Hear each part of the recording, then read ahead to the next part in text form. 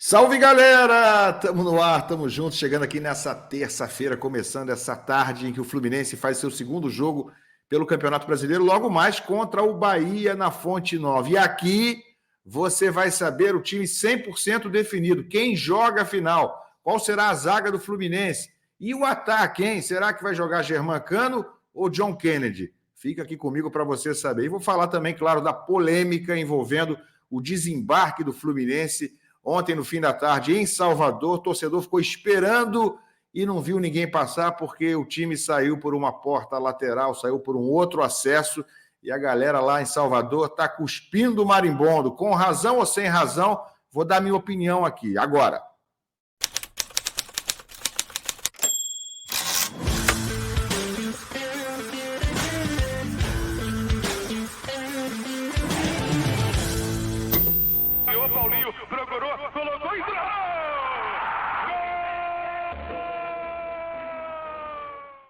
Tapete vermelho para você. Você quer me dar um apoio, quer me dar moral aqui no canal Ilan FC? Então, é só fazer isso aí, é só largar o like.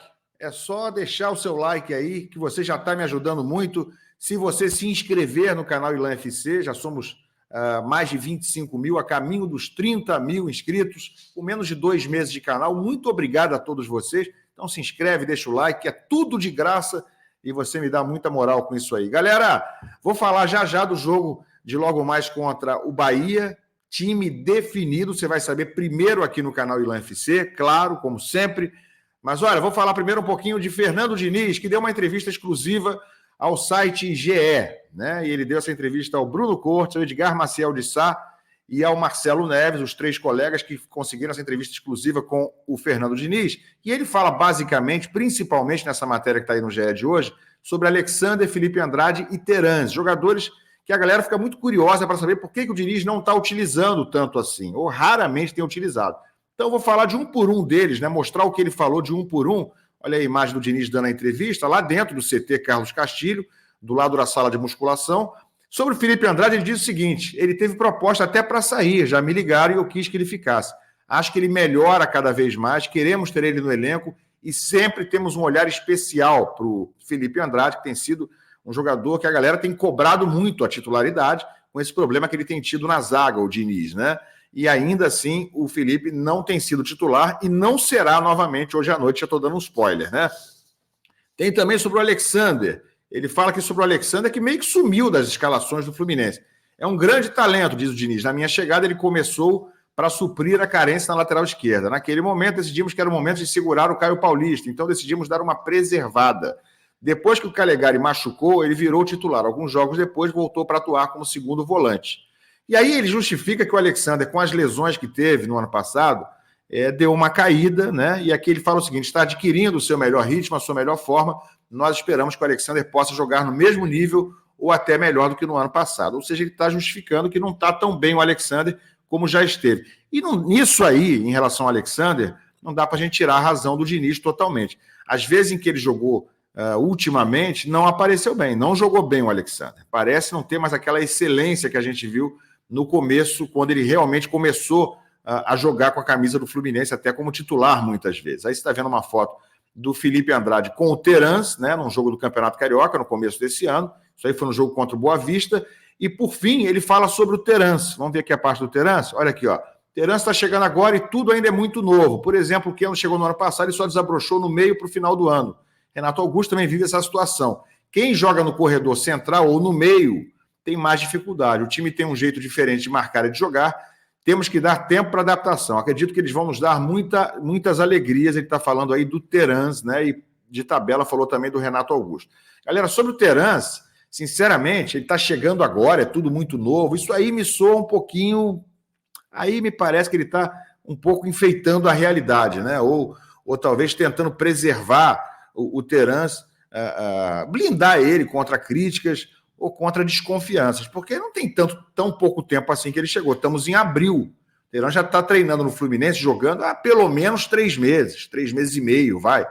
Então já era para estar um pouquinho mais bem adaptado, pelo menos para estar jogando mais. Você vê, o Marquinhos chegou até depois do Terans e agora é titular absoluto. Ah, mas o Marquinhos joga na outra posição. Ok, né? Mas ele dizer que isso aí demora tanto tempo assim no corredor central, para se adaptar àquela função. O Renato Augusto é da mesma função, ou desse mesmo setor, e já jogou várias vezes, mas várias vezes, muito mais do que o Terence. Então, creio que no caso do Terence está havendo alguma dificuldade de adaptação, é uma dificuldade maior do que a normal, maior do que a de outros jogadores, né? Vamos ver se ele vai conseguir vingar, se ele vai conseguir se firmar, mas por enquanto a verdade é que ele jogou muito pouco e de alguma forma parece não estar correspondendo às expectativas, não digo nem do torcedor, que mal viu ele jogar, mas do próprio Fernando Diniz. Vamos aguardar. Isso tudo aí está na entrevista que ele deu ao site, ao portal, ao GE. Globo. Tá bom, gente?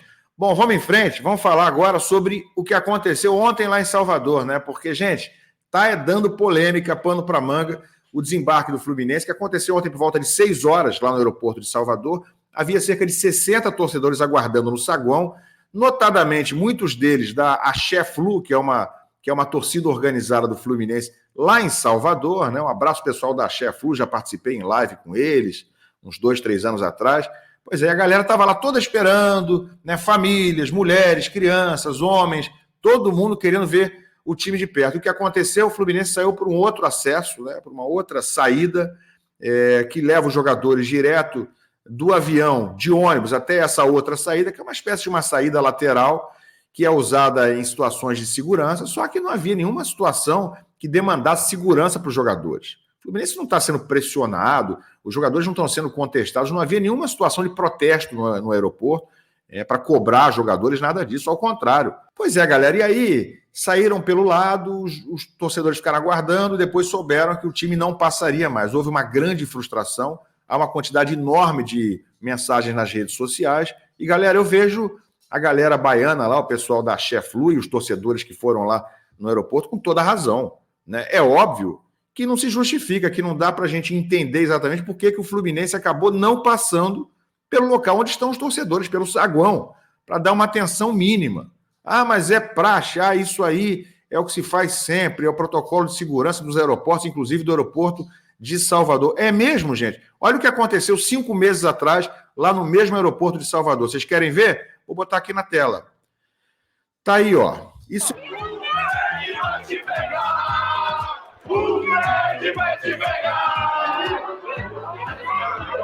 Olha o Guga aí, ó. Esse é o jogo do Fluminense. O último jogo antes da final da Libertadores foi na Bahia com time reserva, nem estavam todos os jogadores. E olha aí que a festa que a galera fez da Axé Flu, essa mesma galera, tinha cerca de 100 torcedores lá em Salvador, ó. Pé de festejado.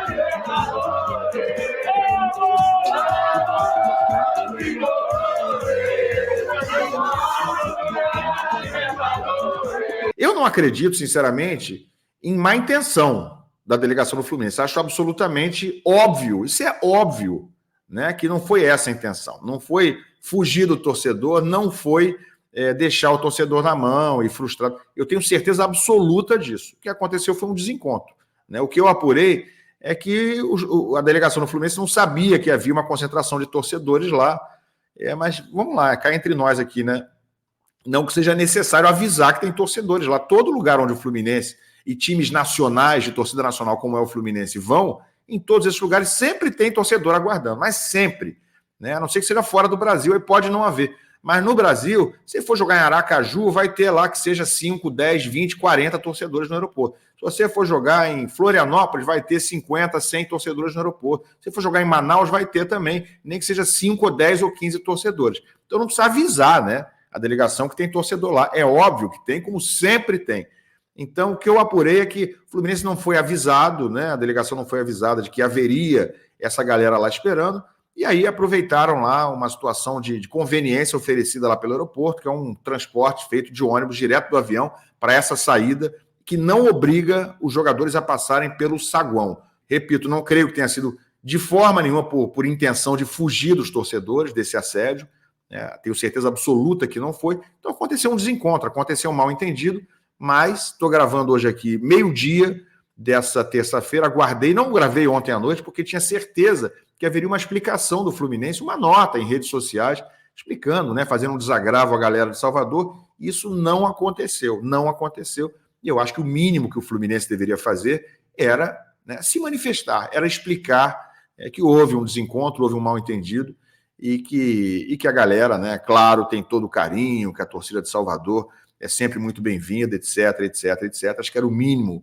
era dar uma satisfação a esse torcedor, né, que simboliza o torcedor do Fluminense. Não é só aqueles 60 que estavam lá, simboliza de uma forma geral os torcedores off-Rio, os torcedores que estão em outros estados, toda a torcida, a grande torcida do Fluminense da Bahia, que vai estar hoje na Fonte Nova, estava representada por aqueles torcedores. E a galera, então, está tomando as dores. Você vê muita reclamação, mas dezenas nas redes sociais, considerando uma atitude, né, um fato muito feio que aconteceu ontem em Salvador. Repito, não tiro a razão do torcedor. Acho que está completamente correto na sua frustração e de ter ficado ali realmente decepcionado, né? Então, era uma questão de se manifestar. O clube poderia se manifestar e explicar isso para deixar as coisas um pouco mais nos seus devidos lugares, né? Agora, a obrigação da vitória hoje à noite, eu acho que aumenta um pouco para deixar essa galera toda mais feliz.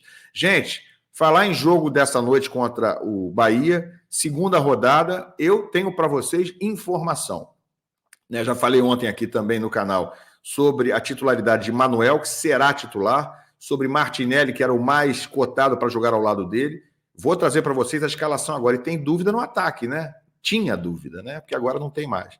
Quem joga, Germancano ou John Kennedy? Vamos lá. O Fluminense hoje vai com Fábio, Samuel Xavier, Manuel, Martinelli será o companheiro de zaga de Manuel, e o lateral esquerdo vai ser o Diogo Barbosa. Também adiantei aqui para vocês ontem que Felipe Melo e Marcelo não só seriam poupados, como nem tinham viajado. Então, está confirmada a minha informação. Os dois nem foram para Salvador, então, naturalmente, Marcelo não está lá. Diogo Barbosa, titular na lateral esquerda.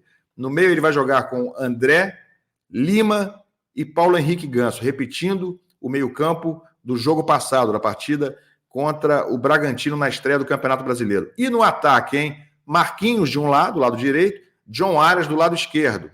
Até aí tudo bem. E quem joga no ataque, já que John Kennedy foi testado ontem no treinamento? Germancano será o titular. Cano, portanto, vai jogar essa noite, vai começar o jogo. John Kennedy ontem participou da segunda parte do treinamento do Fluminense, uma parte muito grande do treinamento, é verdade, né? Trouxe ontem aqui a informação, né, que foi dada primeiro pelo André Luiz do Sentimento Tricolor, mas eu trago agora para vocês a informação sobre a formação titular de hoje. Germancano começa o jogo e John Kennedy vai ficar no banco de reservas. Tá bom para vocês?